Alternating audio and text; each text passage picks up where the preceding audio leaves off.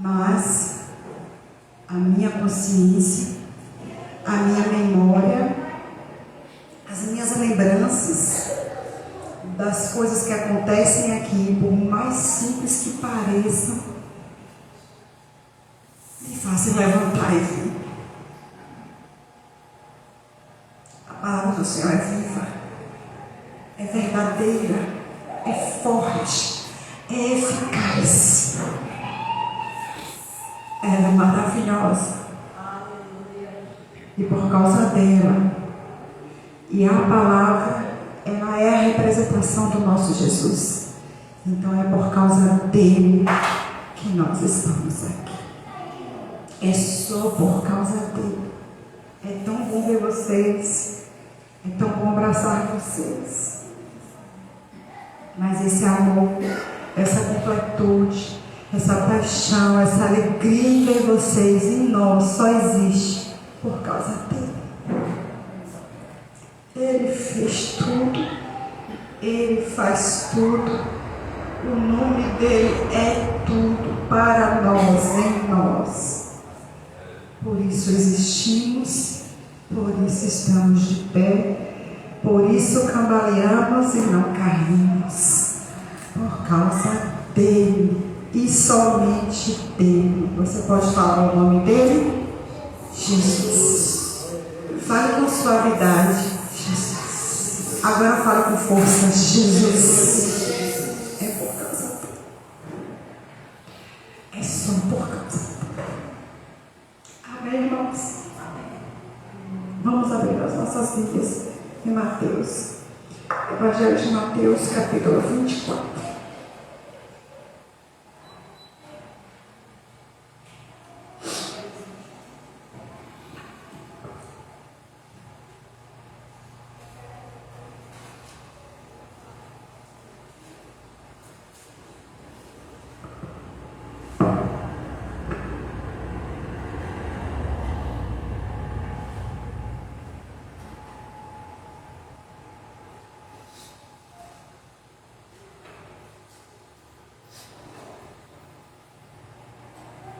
Verso 37 até o 44.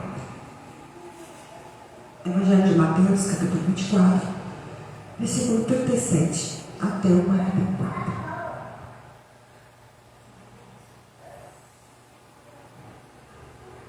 Lá está escrito assim: E como foi nos dias de Noé, assim será também na vinda do Filho do Homem.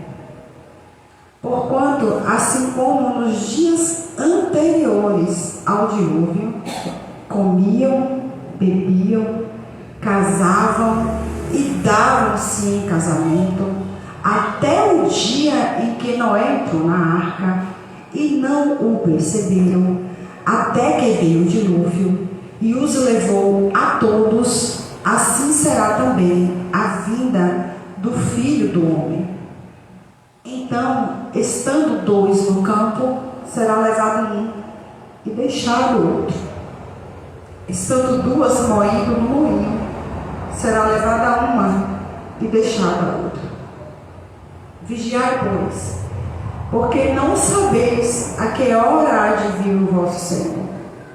Mas considerai isto: se o pai de família soubesse a que vigília da noite havia de vir, o ladrão vigiaria e não deixaria que fosse arrombada a sua casa.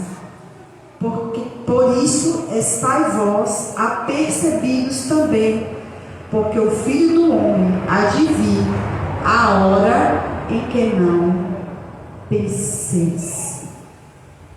Obrigada, Senhor, pela tua palavra. Fala conosco, porque precisamos ouvir tua voz. Em nome de Jesus. Amém. Aqui nesse texto, irmãos, esse capítulo 24, como vocês sabem, nós temos iniciado algumas vezes aqui, ele fala sobre os princípios das dores, a volta de Jesus. Ele traz várias informações para nós sobre os tempos que antecederiam a volta dele para buscar a sua igreja. E quando ele chega nessa parte que ele está falando com as pessoas, ele traz uma comparação com os dias de Noé.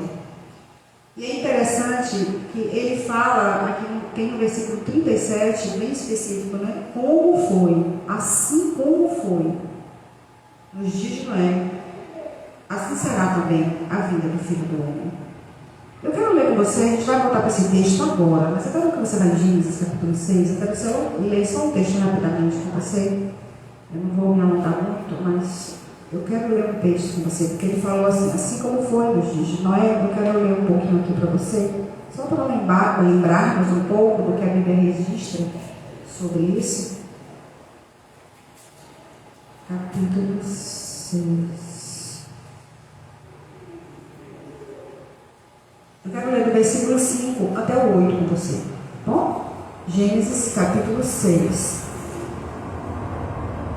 Lá, no capítulo 6 de Gênesis, o versículo 5 até 8 está escrito assim: E viu o Senhor que a maldade do homem se multiplicara sobre a terra, e que toda a imaginação dos pensamentos de seu coração era má continuamente.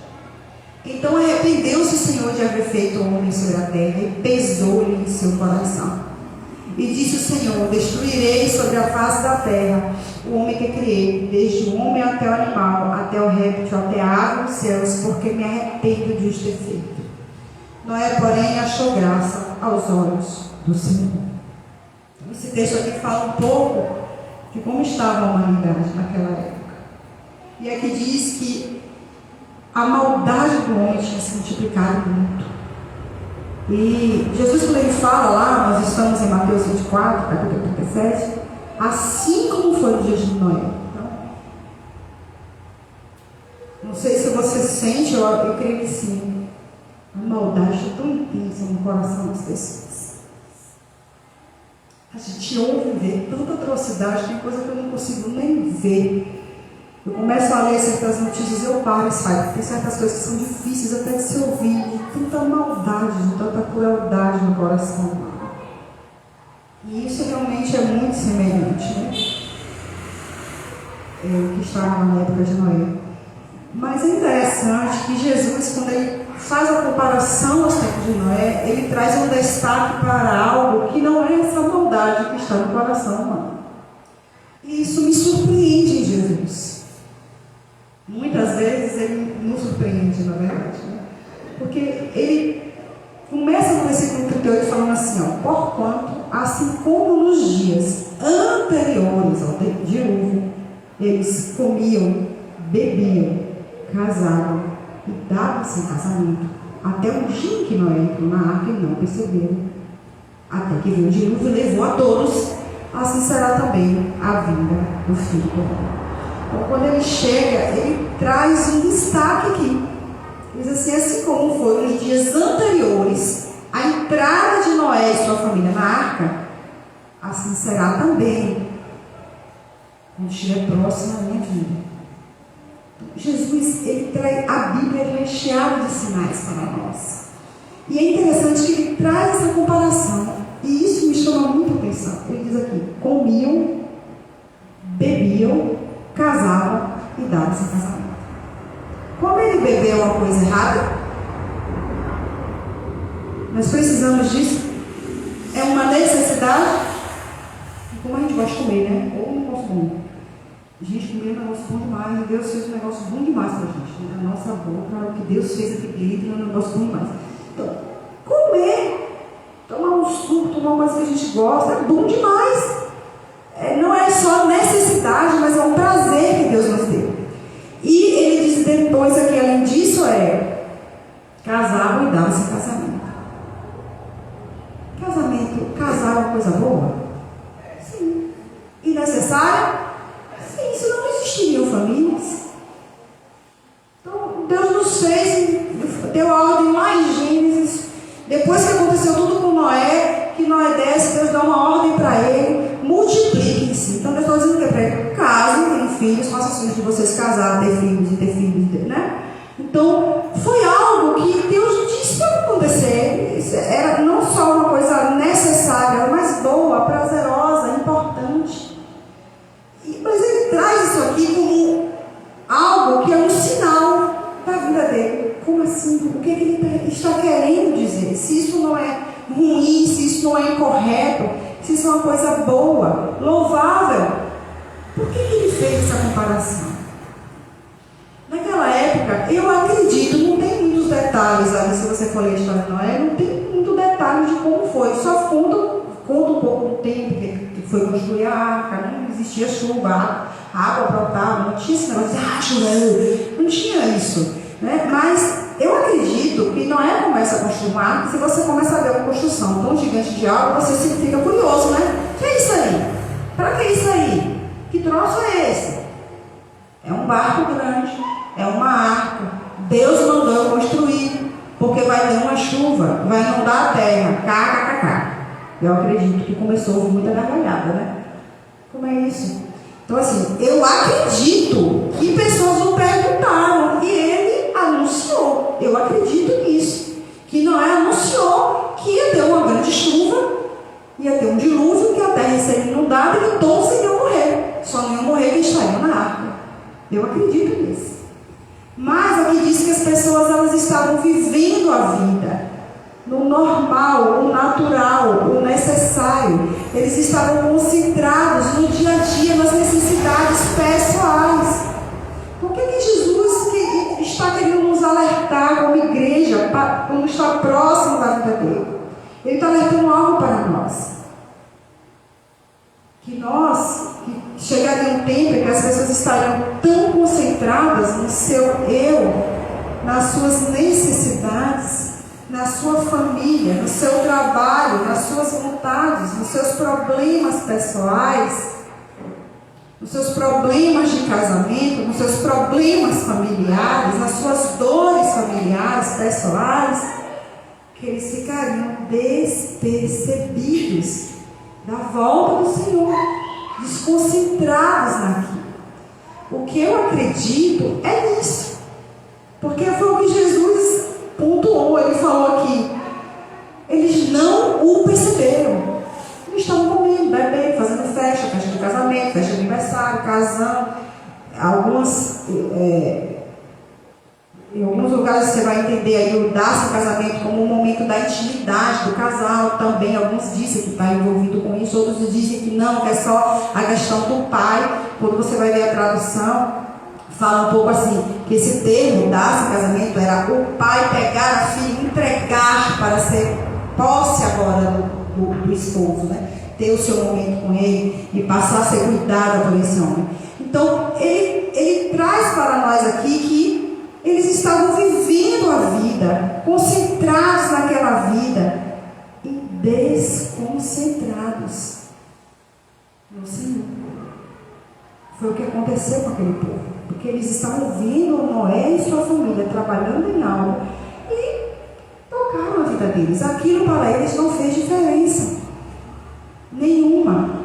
E eu acredito que Jesus, ele está trazendo uma atenção para nós em relação a isso. Eu acho que é muito importante para nós cuidarmos da nossa família. Eu acho que é algo não só digno, mas é louvável, é bíblico. O Senhor nos ensina. Se nós formos procurar, a Bíblia ensina muitas vezes em detalhes como vivermos em família. Como um esposo deve cuidar da sua esposa, como a esposa deve cuidar do seu esposo, como um casal deve cuidar dos seus filhos. A Bíblia ensina em detalhes e ele demonstra ali, a Bíblia demonstra para nós sabemos e cremos que nós devemos amar, cuidar, zelar, dar atenção, conversar, ter momentos de diálogo em família. Precisamos disso.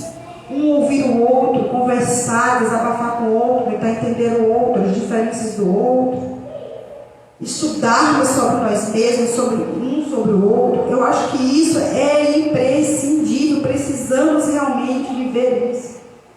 Precisamos proteger um ao outro, incentivar um ao outro, animar um ao outro, abraçar uns aos outros.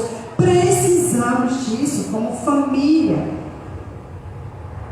Mas nós não podemos esquecer que precisamos nos dedicar ao Senhor.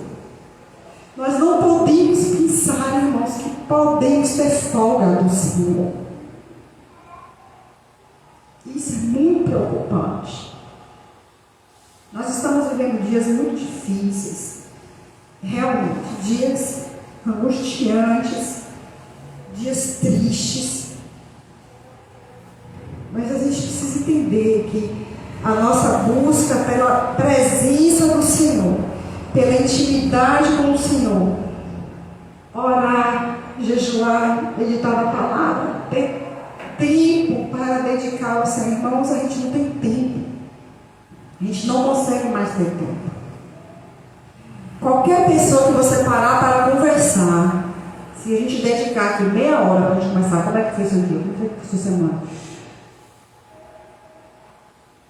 Todos nós estamos vivendo como se realmente o dia estivesse curtando, assim, espremido, não está dando tempo de resolver as coisas durante o dia. Todos nós estamos vivendo isso, todos nós. E nós precisamos entender que buscar ao Senhor, esse alerta que Jesus está trazendo para nós, nós não podemos ficar desapercebidos dele, sem nos envolver com ele. O serviço a Deus, a vida em comunidade, é imprescindível, é importante demais para nós. É interessante, irmãos, que eu fico vendo às vezes algumas coisas sobre a igreja que é perseguida intensamente. São pessoas que não têm o direito que nós temos aqui. E eles não abrem mão de estar juntos, sabendo que podem chegar num lugar e serem enforcados, serem queimados vivos, ou coisas piores, e eles não abrem mão de se encontrar. Eles não abrem mão. O que é que tem dentro deles que está faltando em nós? Eu vejo Jesus falando aqui, e eu pensando, e meditando, e orando, nós temos nos permitido nos abater muito, irmãos, pelas nossas dores, pelas nossas angústias, e temos nos afastado da presença do Senhor. Isso é muito sério, porque isso é sinal da volta de Jesus. Quando nós buscamos pouco ao Senhor, nós vamos ficar menos espirituais e mais naturais e carnais. Lembrem lá da punição ou da consequência do que Deus falou para o casal. O homem suaria e ficaria angustiado pelo como comer. Quais são as principais preocupações de um homem? Na grande maioria, sustento. Está faltando isso, está faltando aquilo, precisa pagar isso, precisa pagar aquilo. Ele se concentra naquilo demais. Se começa a buscar pouco a presença de Deus, o homem vai ficar só com essa concentração na cabeça, preocupação com contas, com coisas para resolver e pagar. E quando a mulher ela começa a buscar menos a presença de Deus, as dores e angústias da mulher vão ser só relacionadas ao esposo. Seu prazer será para o seu marido. Então, quando a mulher ela procura pouco ao Senhor, ela vai sentir dores intensas por coisas mínimas na falta do esposo. Quando o homem procura pouco a presença de Deus, a mente dele vai ficar só nas preocupações. Preciso de um trabalho, ele trabalha pagando pouco, não estou conseguindo trabalhar. Ele só vai ficar naquilo ali. E é isso aqui que Jesus falou. Concentrado no comer, no beber, no casamento, na vida familiar, no meu trabalho, nas coisas que eu resolvo para resolver desta vida. Tantas vezes, meus irmãos, eu estive em desespero, em angústia, assim como foi cantada essa música, pensando em desistir. Quantas vezes pensando em desistir de tantas coisas? Quantas vezes? E às vezes eu venho aqui como eu vim hoje, para limpar a igreja. Só de chegar aqui e limpar o chão, eu já saio daqui diferente. Deus já preenche a nossa vida só simplesmente de você limpar algo no espaço em que as pessoas vão se reunir para ouvir a palavra. Já sai diferente.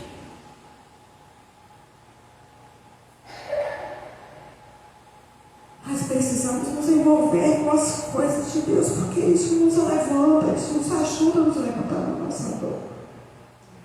Nós não podemos viver só para nós mesmos. Nós precisamos viver servindo uns aos outros, porque isso traz sentido de vida, traz sentido para as nossas vidas. O sentido da nossa vida não pode só, irmão, ser comprar comida, pagar conta.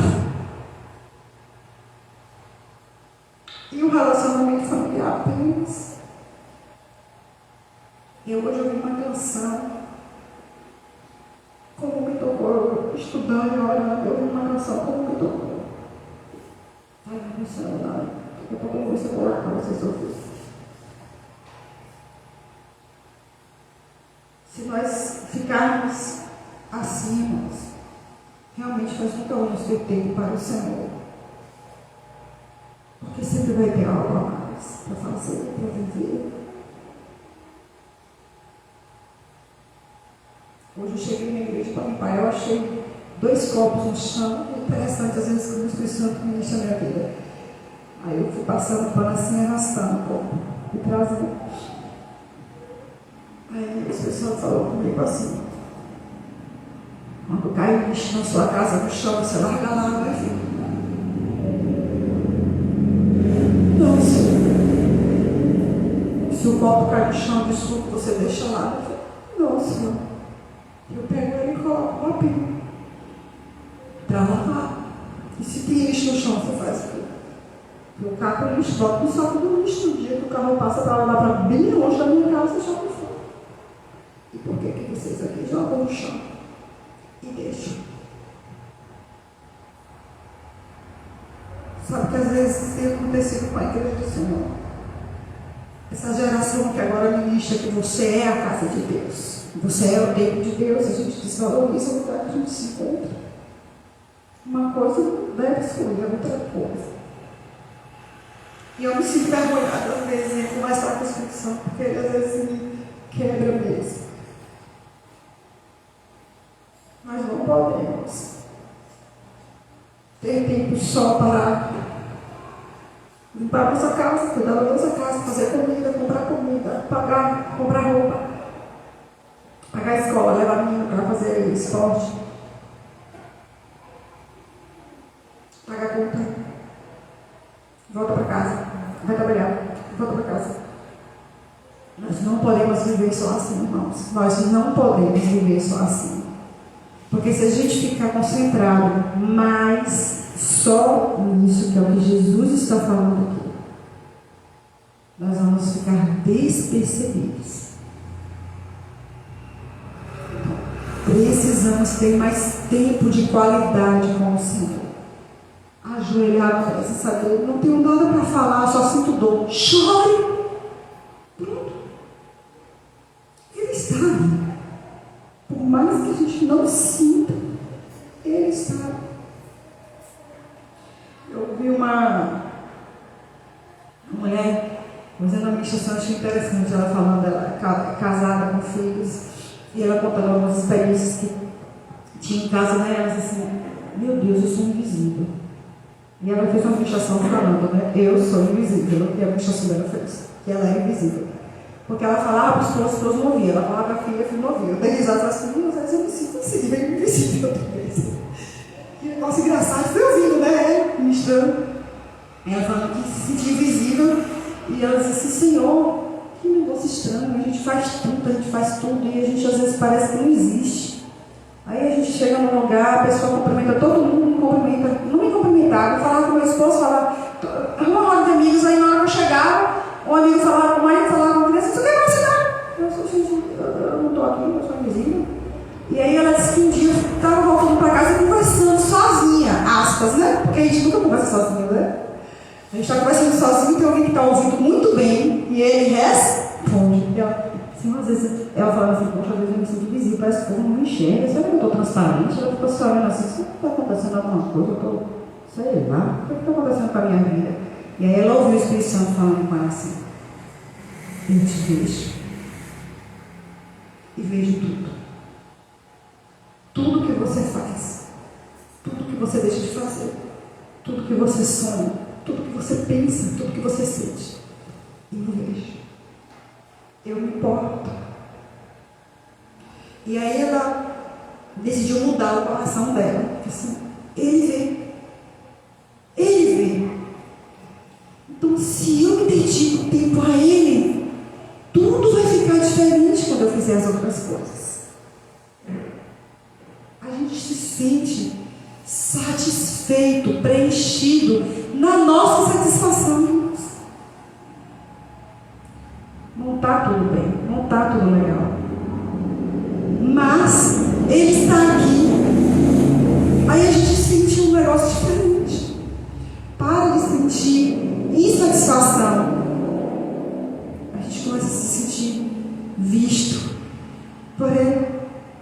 Porque a gente dedica a ele, a gente está atento a ele. Nós estamos percebendo ele.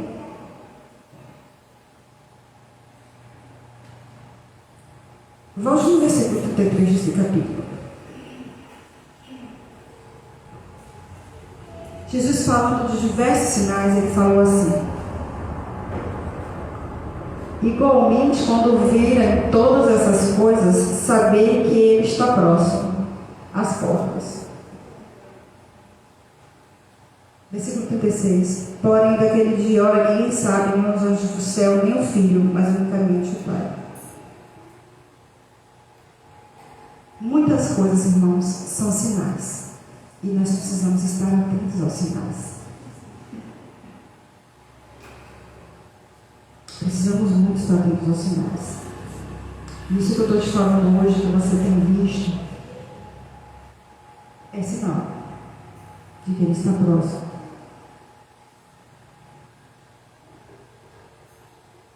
Eu já vi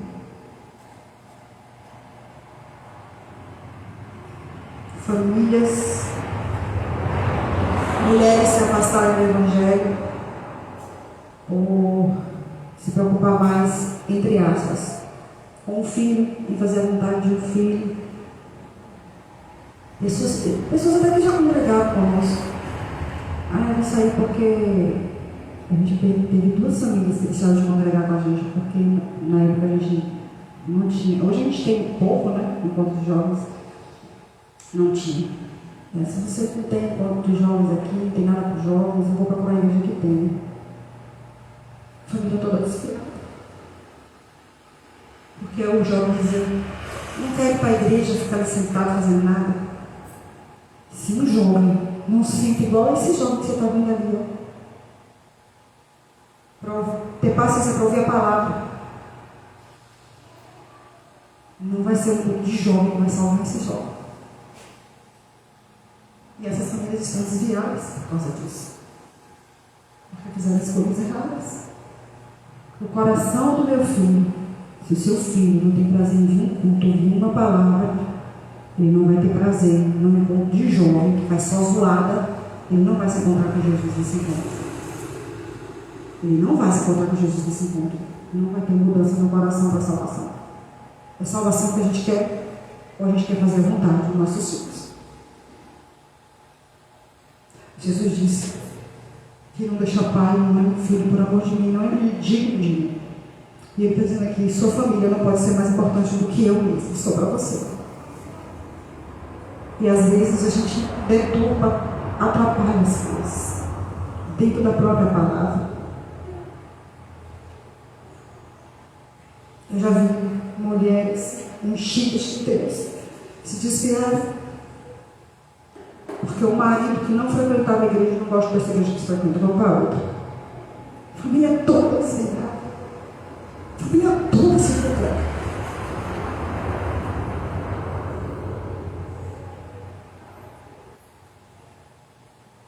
Ele nos dá sinais. Jesus está vindo. E ele nos chama, irmãos, para estarmos mais atentos. Nós não podemos ficar distraídos com as coisas naturais e boas dessa vida. São naturais, boas, e você tem que desfrutá-las.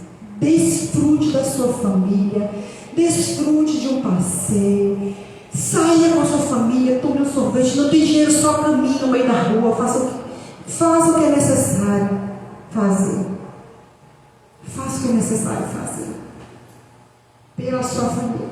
Mas não deixe que isso distraia a sua mente do que é mais importante, porque você não é dessa terra.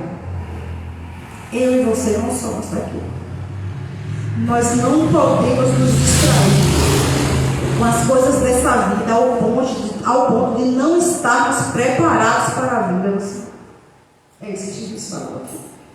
Não se distraia com o que eu te dei de bênção ao ponto de você esquecer que eu estou voltando. Versículo 44. Estai vós apercebidos também, porque o Filho do Homem adivinha a hora que não penseis. E aí eu me perguntei hoje, quando eu estava lendo esse texto, o Senhor me incomodou enquanto eu estava aqui limpando a igreja de manhã, com esse texto. Eu não tive como pegar, estudar e orar aqui.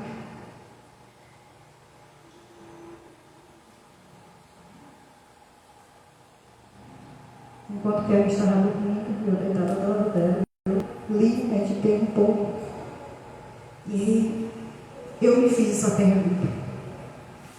Se Jesus voltasse para mim hoje, eu estaria pronta?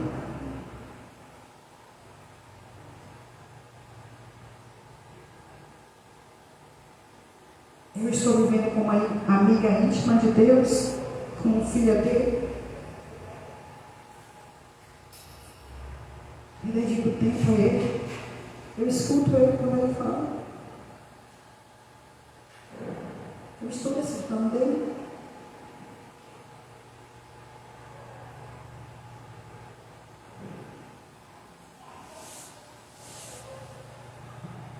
Muitas pessoas profetizaram para a própria vida muitas coisas aqui nessa terra e foram levadas antes de tudo que eles disseram que iam viver. Muitos servos de Deus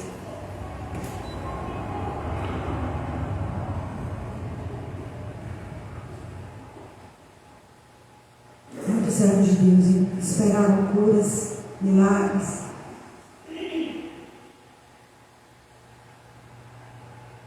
E Jesus voltou para eles antes dos sonhos e projetos deles serem realizados. Sim ou não, irmãos? Já aconteceu isso com muitos servos de Deus.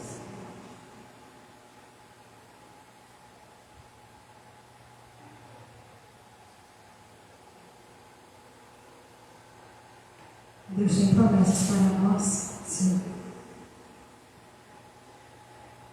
Mas a promessa e o chamado mais intenso de Deus para nós é termos intimidade com Ele, estarmos prontos para a volta dele. Enquanto isso, nós vamos viver diversos outros chamados aqui nessa vida. Que o Espírito Santo possa ter liberdade em voltar a fazer com que nossos corações sejam apaixonados por Ele.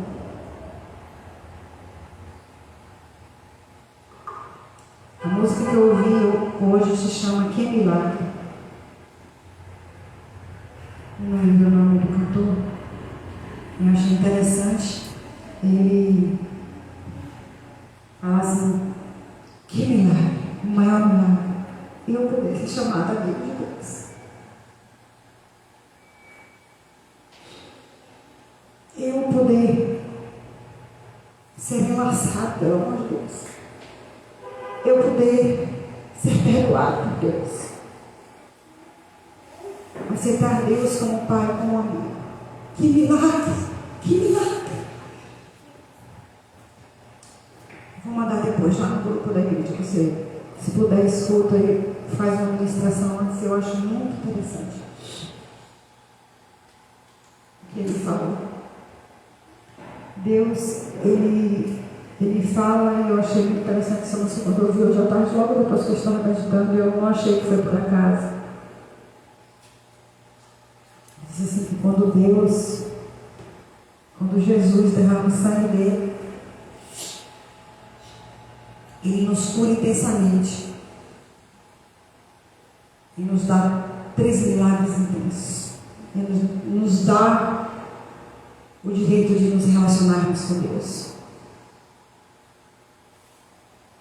Sermos amados por Deus. Sermos perdoados por Deus. O segundo deles é você se aceitar. Muitas vezes nós somos zangados com a gente, né? Por que eu sou assim? Por que eu sinto assim? Por quê? Ou a gente cria resistência em querer aprender quem nós somos. Por que eu penso desse jeito? Por que eu falo desse jeito? Por que eu sinto desse jeito? O que é que tem de estranho em mim? Por que esse é o meu temperamento? Para que serve isso? Como fazer isso? Como fazer aquilo outro?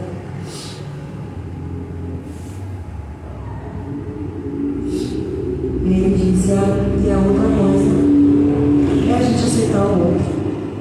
Não é diferença. Porque tudo isso estava destruído, não é, irmãos? O pecado, ele nos impede de chegar perto de Deus, de nos aceitarmos e de aceitarmos os outros. E quando a gente busca pouco a presença de Deus, a gente fica assim. A gente precisa buscar mais a presença de Deus. Precisamos urgentemente renovar a nossa intimidade com o Senhor. Isso precisa ser a nossa prioridade. Termos tempo sozinhos com Deus, nosso devocional, oração, choro, silêncio.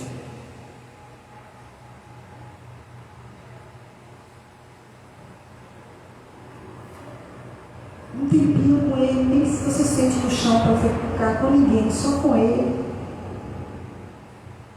Precisamos renovar o nosso tempo em família, com quem eu moro. A gente precisa ter tempo.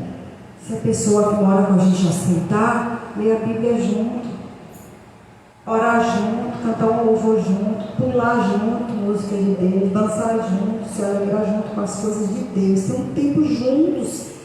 É culto. Irmãos, se um dia nós formos proibidos de estar aqui, nós vamos nas casas uns dos outros. E se na nossa casa não houver hábito de culto, a gente vai precisar ter hábito de culto nas nossas casas, porque se nós pegarmos o início da tribulação, a gente não sabe se a gente vai morar antes, a gente não sabe como vai ser. Se acontecer, nossa casa já precisa ter um hábito de culto, de adoração. Nós precisamos ter isso. E nós precisamos ter hábito disso aqui que nós estamos fazendo. Precisa ser a nossa prioridade. Nós temos 2 dias na semana, são nossos dias de estarmos juntos aqui. A gente só não vem como realmente não tem jeito. Não tem jeito. Porque se a gente abrir mão disso, a gente começa a abrir mão também das outras coisas. Se a gente abrir mão do culto coletivo, a gente abre mão do culto familiar, a gente abre mão do culto individual. Aí a gente vai achando que pode viver a vida cristã, falando com Deus assim, quando está no carro de assim, Deus, acabou. É assim que começa. O afastamento da presença de Deus começa assim. É lento, é devagar, irmãos. Não é da noite para o dia. Amém? Vamos ficar de pé para fazer uma oração?